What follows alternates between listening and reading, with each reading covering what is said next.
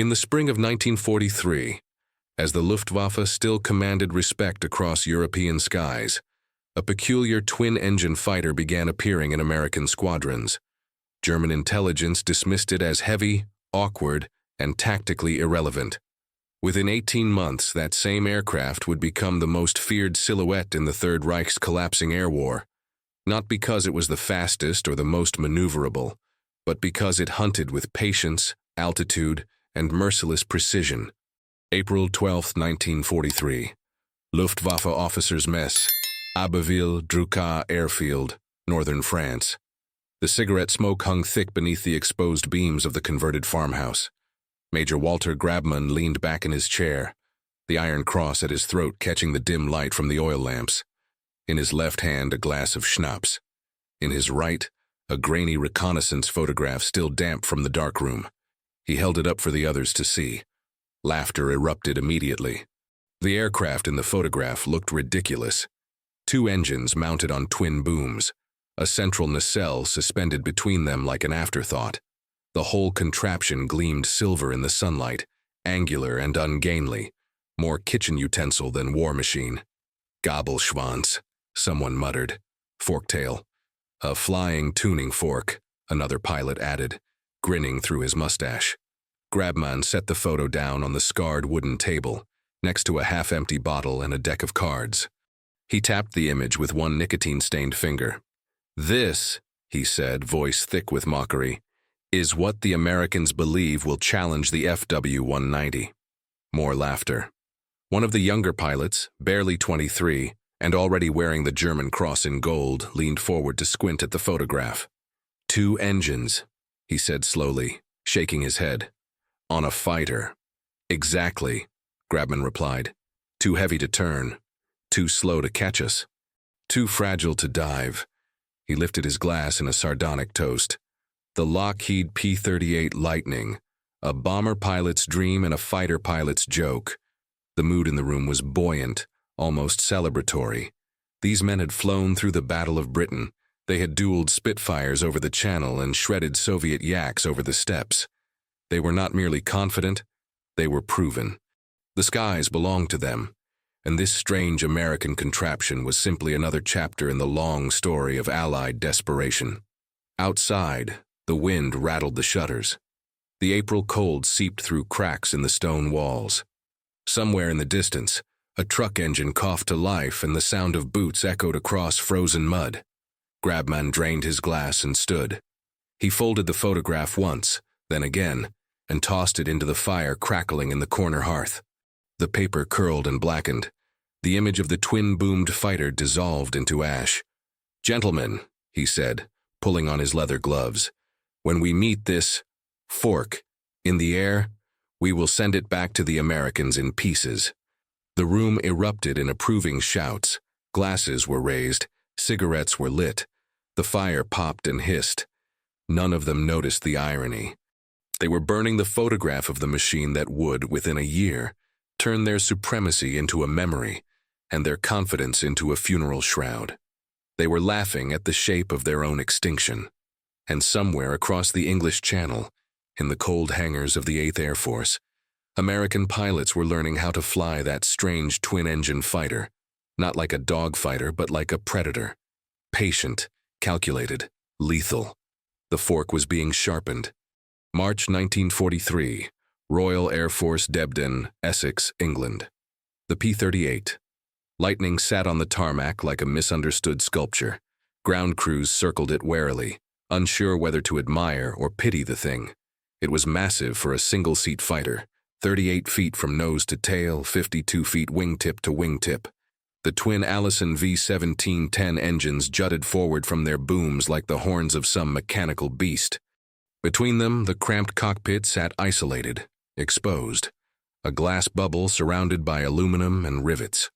Lieutenant Richard Bong stood beside the left engine nacelle, one hand resting on the cool metal. He had flown P-40s in training. He had read the reports from the Pacific, where P-38s had already begun to prove themselves against Japanese Zeros. But here, in the cold drizzle of an English spring, the aircraft looked out of place. Ungainly. Wrong. "She's a truck," muttered Captain James Morris, walking up beside him. Morris had flown Spitfires with the RAF before transferring to the American squadrons. He knew what a fighter was supposed to feel like: light, responsive, eager. The P-38 was none of those things. Bong didn't reply immediately. He walked slowly around the nose, studying the 450 caliber machine guns and single 20mm cannon clustered in the nose. No wing-mounted guns. No convergence issues. Every round fired would travel in a straight line, directly where the pilot aimed. "She's not built to turn," Bong said finally. His voice was quiet, thoughtful. "She's built to kill." Morris frowned. "The Germans will outturn us every time. Their 190s roll faster. Their 109s climb better at low altitude. Then we don't fight their fight." Bong looked up at the twin tail booms, tracing the lines with his eyes. "We fight ours." The strategy was already forming, passed down from the Pacific Theater, where men like Tommy Maguire and Charles MacDonald had learned the brutal arithmetic of energy fighting. The P-38 wasn't a dancer. It was a diver. It was a climber. It could reach altitudes where the superchargers of German fighters began to choke and falter. It could accelerate in a dive faster than anything the Luftwaffe fielded. And most importantly, it had range. Enough fuel to escort bombers deep into Germany and still have enough left to hunt on the way home. Boom and zoom. Climb high. Spot the enemy below. Dive with the sun at your back. Fire. Climb away before they even know you're there. It wasn't chivalrous, it wasn't romantic. But it worked. April 1943, Luftwaffe High Command, Berlin. Oberst Johannes Steinhoff sat in a leather chair, reviewing the latest intelligence summaries. The reports were optimistic, almost dismissive. American fighter groups were still learning. Their tactics were crude. Their pilots lacked experience. The P-38, according to multiple field assessments, posed no significant threat. Steinhoff underlined a passage with his pen. Twin-engine configuration limits maneuverability, vulnerable in turning engagements, recommend aggressive close-quarters tactics. He nodded slowly. The Luftwaffe had been fighting for 4 years. They had faced the best Britain could offer and survived. These Americans, with their strange ideas and oversized machines, would learn the same lesson the RAF had learned, that courage without skill was just another word for casualty. Outside his window, Berlin moved through its wartime routine: rationing, blackouts, the distant rumble of flak batteries practicing their trajectories. The war was far from over, but the outcome seemed inevitable. Germany controlled the continent. The Soviets were bleeding in the east. The Americans were still assembling their forces, still learning to fight. Steinhoff closed the folder and placed it in his outbox. He did not know that the report in his hands was already obsolete. That across the channel, American pilots were not learning to fight like the British. They were learning to fight like physicists, calculating energy states, altitude advantages, and velocity differentials. They were turning air combat into applied mathematics. The P-38 was not a dogfighter. It was a theorem. And theorems, once proven, do not negotiate. May 15, 1943, over the North Sea. The first encounter happened at 28,000 feet. A formation of B-17 flying fortresses droned toward the German coast, their contrails sketching white lines across the pale blue sky. Escorting them, stepped up another 2,000 feet, were 8 P-38 Lightnings from the 55th Fighter Group. The German fighters came up to meet them, FW-190s fast and aggressive, climbing in loose pairs. They had done this 100 times before. Climb, engage the escorts, break up the formation, dive on the bombers. But this time something was different. The P-38s didn't descend to meet them. They stayed high, circling like silver vultures, waiting. The German pilots radioed to each other, confused. Were the Americans afraid? Were they inexperienced? Then the first P-38 rolled inverted and dropped. It came down like a falling star. Engines screaming, speed building past 400 knots, past 450. The FW-190 pilot saw it too late. A flicker of sunlight on metal, a shape materializing from above. He tried to brake left, but the P-38 was already firing. The concentrated nose armament, all 5 guns converging on a single point, ripped through the Focke-Wulf's fuselage. Metal peeled, smoke erupted. The German fighter tumbled away, trailing fire. The P-38 didn't follow. It pulled out of the dive, engines roaring, and climbed back to altitude. The remaining German pilots stared. That wasn't how fighters were supposed to fight. That wasn't a duel. That was an execution. By the time the formation returned to base, 2 more FW-190s had been shot down. Not one P-38 had been scratched. In the debriefing room, the American pilots spoke in calm, measured tones. No boasting, no bravado. Just numbers, altitude differentials, dive speeds, kill confirmations. One pilot, a former engineering student from Michigan, put it simply, "We don't turn with them. We don't need to. We just need gravity and patience." The fork had drawn first blood. And in the officers' mess at Abbeville-Drucourt, where Major Grabman had burned that photograph, the laughter was beginning to fade. June 22nd, 1943, over-occupied France, 32,000 feet. The sky at that altitude was a different world. Thin, cold, the kind of cold that turned breath to ice on oxygen masks and made fingers numb even inside heated gloves. The contrails stretched for miles behind each aircraft, white scars against an indigo canvas that was neither day nor night, but something suspended between. Oberleutnant Hans Meyer flew alone that morning, separated from his schwarm during a confused engagement 10 minutes earlier. His Bf-109 G6 felt light at this altitude, responsive, but the engine labored. The supercharger whined with effort. He scanned the sky, above, below, behind, empty blue, silent except for the rhythm of his own breathing. Then he saw it, a glint, high and to the west. He squinted against the sun, trying to resolve the shape. For a moment he thought it might be another 109 returning from patrol, but the silhouette was wrong, too wide, too symmetrical. 2 engines, twin booms. Mayer's hand tightened on the control stick. The P-38 hung there, perhaps 2,000 feet above him, barely moving, almost suspended, like a hawk waiting for movement in tall grass. Mayer knew the tactical manuals. He knew what the intelligence reports said. Engage aggressively. Close the distance. Force a turning fight. But something in his gut told him not to climb. He broke left instead, diving slightly, rolling to keep the American in sight. The P-38 followed, matching his turn, but made no move to pursue. It simply adjusted its position, maintaining altitude, maintaining distance, watching. Mayer pulled harder, tighter, trying to outturn the larger aircraft. His vision narrowed at the edges. The G-forces pressed him into his seat. The 109 was built for this. Light, agile, vicious in a knife fight. But when he rolled out and looked up again, the P-38 was still there. Same position, same altitude, unmoved. That was when Hans Meyer understood. It wasn't trying to dogfight him. It was waiting for him to make a mistake. Waiting for him to bleed off speed. Waiting for the moment when his energy state dropped below some invisible threshold that the American pilot had already calculated. The P-38 wasn't hunting with aggression. It was hunting with mathematics. Mayer pushed his throttle forward and dove for the deck, trading altitude for speed, running for the cloud layer 3 miles below. His engine screamed. His airspeed indicator climbed past 650 kilometers per hour. Behind him, the P-38 rolled inverted and followed.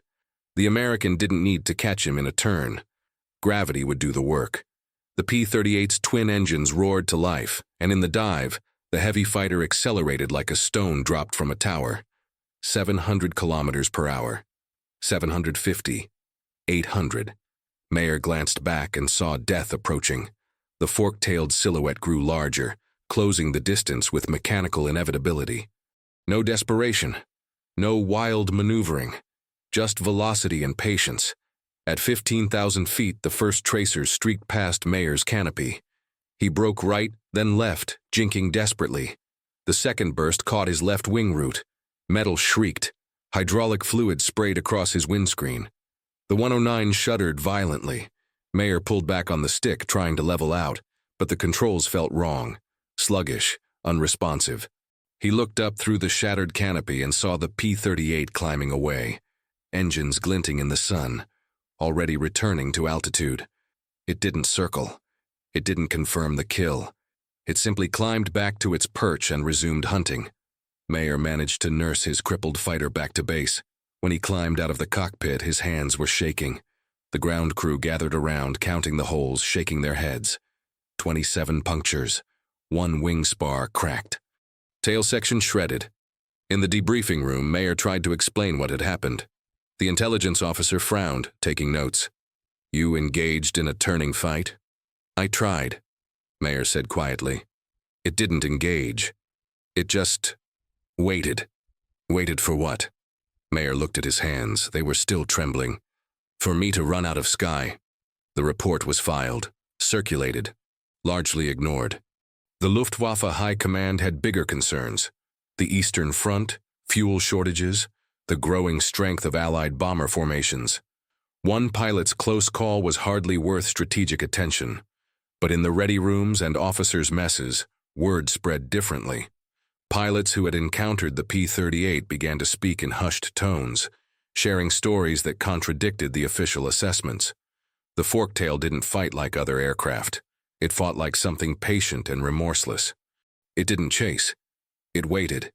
And when it struck from an angle you never saw coming. By July, the Luftwaffe had lost 14 experienced pilots to P-38s. Not in sprawling dogfights, not in heroic duels, but in brief, one-sided engagements that ended before the German pilots fully understood what was happening.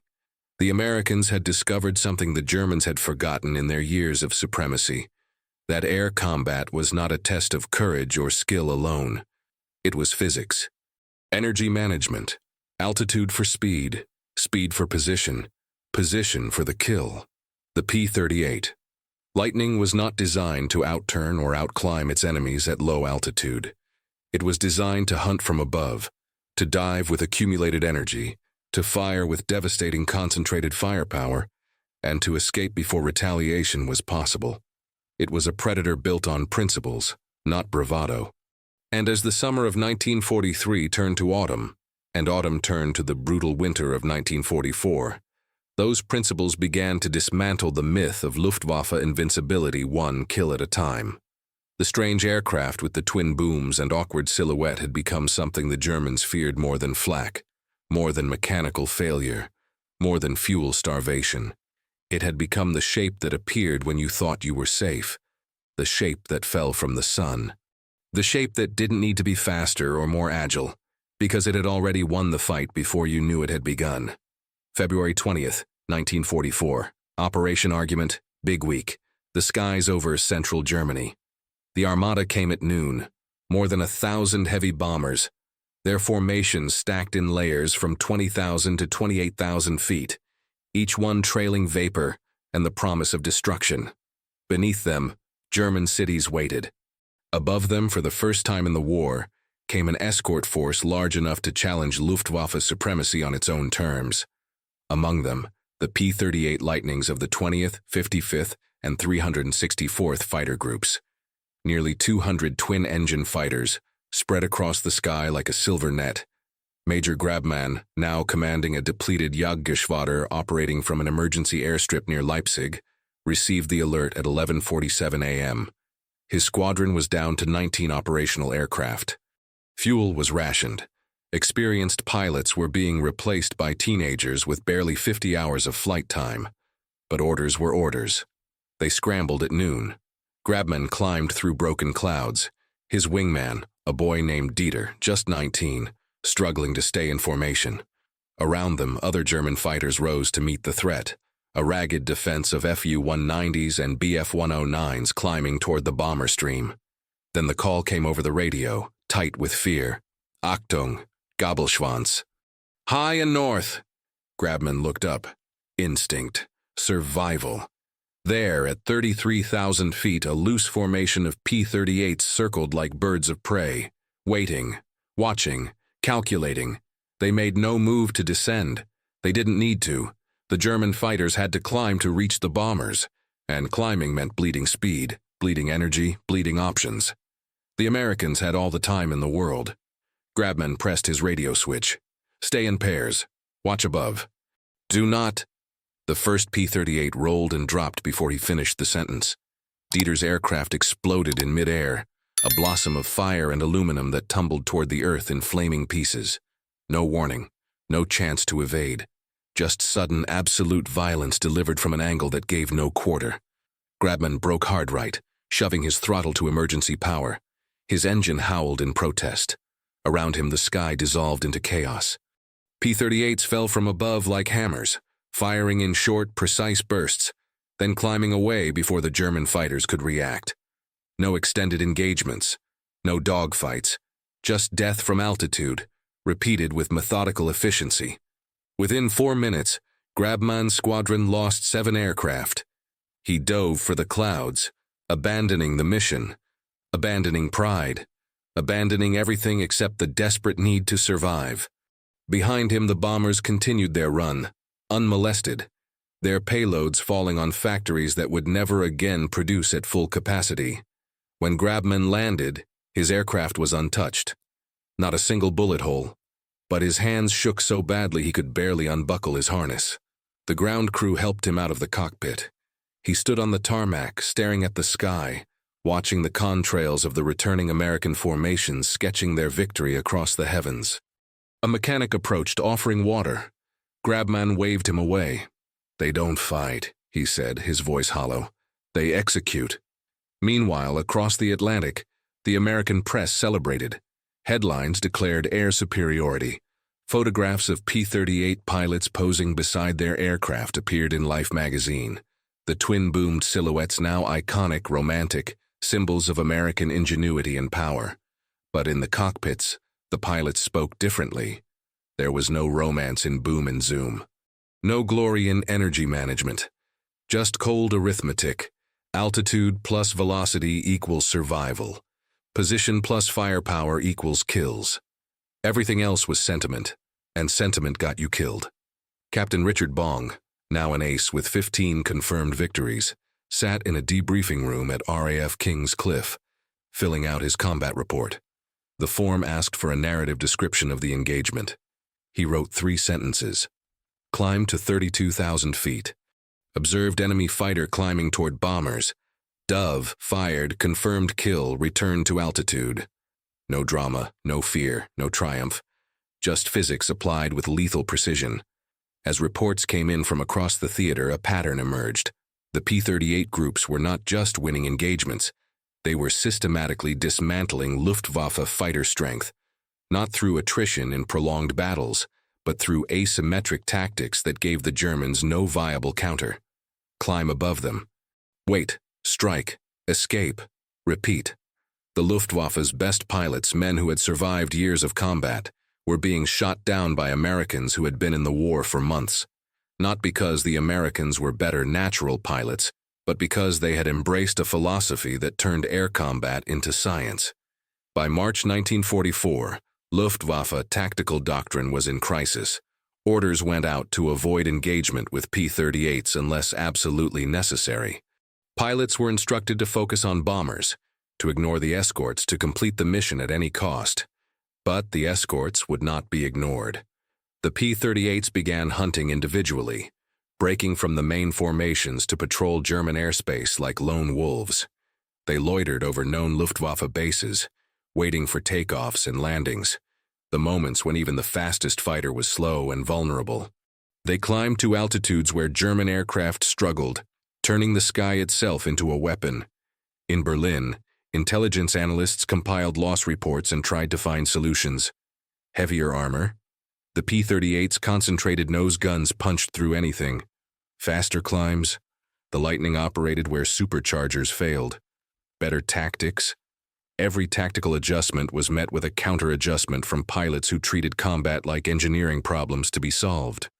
One report, filed in April 1944 and buried in archives until after the war, contained a single damning sentence: "We have no effective counter to the fork-tailed fighter when it is flown according to American energy doctrine."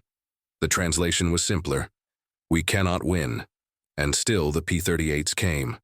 Through the spring of 1944, through D-Day, through the grinding summer battles over France. They escorted bombers to Berlin. They strafed trains and convoys. They hunted jets on takeoff, proving that even technological superiority meant nothing without the fuel, the pilots, or the time to use it effectively. The aircraft the Germans had mocked in 1943 had become, by mid-1944, the symbol of their defeat in the air. Not the only cause, but a visible, unmistakable manifestation of a deeper truth, that wars are won not by those who fight hardest, but by those who adapt fastest. The Luftwaffe had spent 4 years perfecting the art of the dogfight. The Americans had spent 6 months perfecting the art of not dogfighting at all, and in that difference lay the collapse of an empire's pride. August 1944, captured Luftwaffe pilots, interrogation center, RAF Cockfosters, England. The room was small, plain, deliberately unremarkable. A wooden table, 2 chairs, a single window that looked out on nothing but gray English sky. Major John Bennett of Allied Intelligence sat across from Oberleutnant Klaus Fischer, recently shot down over Normandy and now a prisoner of war. Fischer was 31 years old, 219 combat missions, 63 confirmed kills, a recipient of the Knight's Cross with oak leaves, one of the Luftwaffe's most experienced fighter pilots. And when Bennett asked him which Allied aircraft he feared most, Fischer did not hesitate. Der Gabelschwanzteufel, he said quietly. The fork-tailed devil. Bennett made a note. The P-38. Yes. Why? Fischer looked down at his hands. His wedding ring was gone, confiscated during processing. He turned his bare finger slowly, as if the weight of the gold might still be there. Because you cannot fight what you cannot catch, he said. And you cannot catch what will not engage. Bennett leaned back. Elaborate. Fischer took a breath. In 1941, we learned how to defeat the Spitfire. In 1942, we learned how to manage the Yak. In 1943, we even learned tactics against the Mustang when it appeared. He paused. But the Lightning does not fight. It hunts. You're saying it's a better aircraft. No. Fischer shook his head. I am saying it is flown by pilots who understand that being better is irrelevant. They do not try to prove anything. They simply kill and leave. Bennett wrote carefully. Fischer continued, his voice carrying the weight of something close to admiration. They climb above us. They wait. When we commit to an attack, when we are climbing, when we are slow, when we are focused on the bombers, they fall from the sky. By the time we see them, it is over. They fire, we die, they climb away. He looked up. There is no fight. There is only execution. Did you ever shoot one down? Fischer smiled bitterly. Once. April of this year. But I did not defeat it in combat. I found it alone, damaged, flying slowly back to England. Even then, it nearly escaped me. Bennett closed his notebook. The interview was over. But Fischer spoke again, unprompted. Tell your pilots something for me, he said. What's that? We did not lose because your aircraft were better. We lost because you were willing to win without honor. Bennett frowned. Honor. The dogfight, Fischer said. The turning battle. Machine against machine, pilot against pilot. That is war with honor.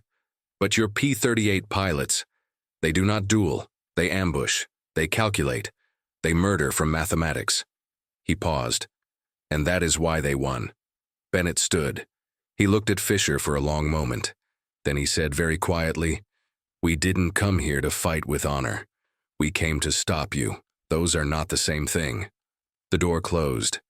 Fischer sat alone in the small room, staring at the gray sky beyond the window, thinking of the silver shapes that had dominated it.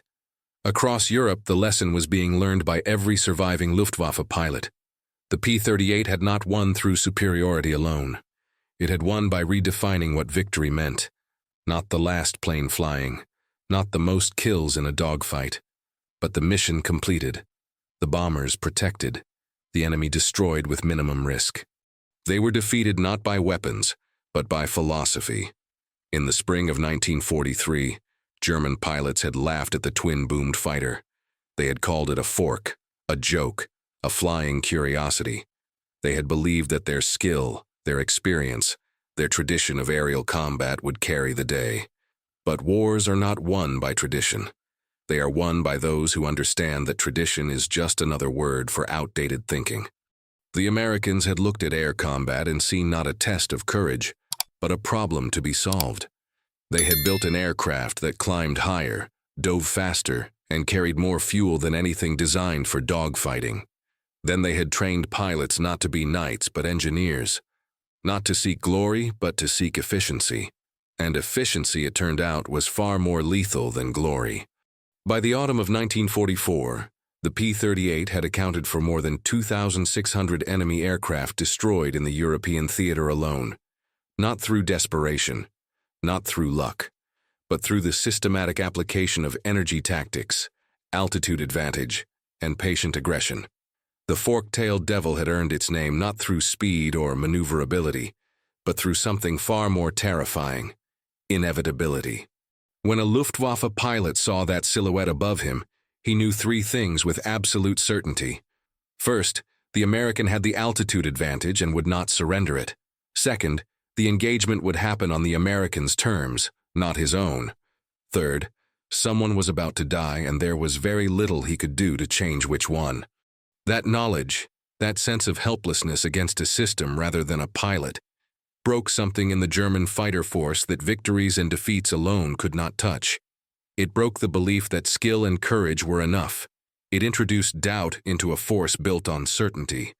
The Americans had not simply defeated the Luftwaffe in the air. They had defeated the idea of the Luftwaffe, the notion that air combat was an arena for heroes, where better pilots in better aircraft would always prevail. The P-38 proved that air combat was not theater. It was mathematics, and mathematics does not care about tradition, honor, or reputation.